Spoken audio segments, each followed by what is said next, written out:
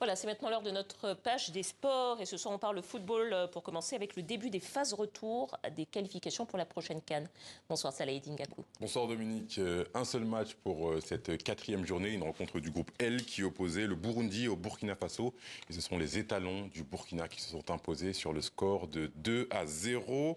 Avec ce succès, le Burkina Faso valide le premier ticket pour la prochaine Coupe d'Afrique des Nations qui se disputera du côté du Maroc. Voilà, et puis demain, on aura donc la quatrième journée avec un programme chargé. Un programme chargé et parmi les affiches qui vont se disputer demain et après-demain, Kenya, Cameroun, Togo, Algérie, Malawi, Sénégal, Tanzanie, RD Congo, Sierra Leone, Côte d'Ivoire, Guinée-Bissau, Mali ou encore Libye, Nigeria. Voilà, et puis le Sénégal qui va de nouveau affronter le Malawi puisque le sélectionneur intérimaire Papcho a réussi son baptême du feu.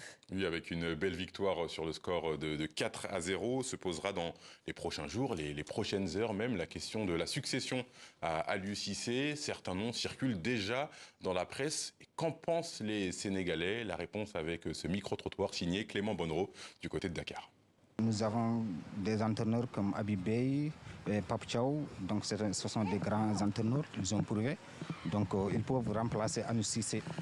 Donc nous avons une grande équipe et des grands joueurs qui jouent dans les grands championnats comme en Angleterre, France et autres. Pour la succession, je pense que la fédération est assez mûre pour trouver le bon profil. On a vu Hervé Renard, il est très bien. On a vu Omar Daf, il est bien aussi. On a aussi celui qui fait l'intérim, Padio. Mais ce que nous devons regarder chez un sélectionneur, on n'a pas besoin de quelqu'un d'extraordinaire, on a des joueurs professionnels. Donc il nous suffit juste d'avoir un bon tacticien pour bien les entraîner et avoir de bons résultats. Je pense qu'il nous faudra aussi un autre Sénégalais. Un ancien joueur peut-être comme lui. J'ai toujours pensé à Habib Beye, personnellement. Pour ses qualités, personnellement, je le suivais sur Canal+, pour ses expertises en analyse et tout. Et je sais que ça a été un très bon joueur. Et je sais qu'avec son patriotisme, il fera un très bon entraîneur et tactiquement aussi, même chose.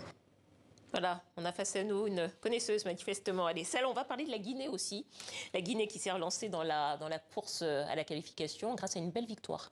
Le Chili national qui garde ses chances et qui peut dire merci à Serhou Guirassy, auteur d'un triplé. On va l'écouter, l'attaquant de 28 ans.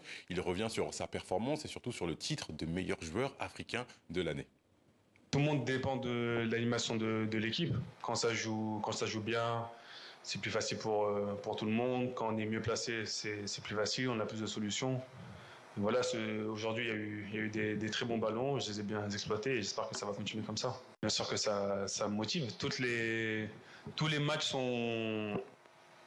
te rapprochent un peu plus ou t'éloignent un peu plus du ballon d'or. Et ouais, aujourd'hui, j'ai marqué un grand coup. Mais comme je dis toujours, c'est toujours l'équipe qui pense en première. Voilà, aujourd'hui, c'était un match capital, on l'a bien négocié. Voilà, allez, on va parler de marathon. Salah est une performance exceptionnelle d'une femme.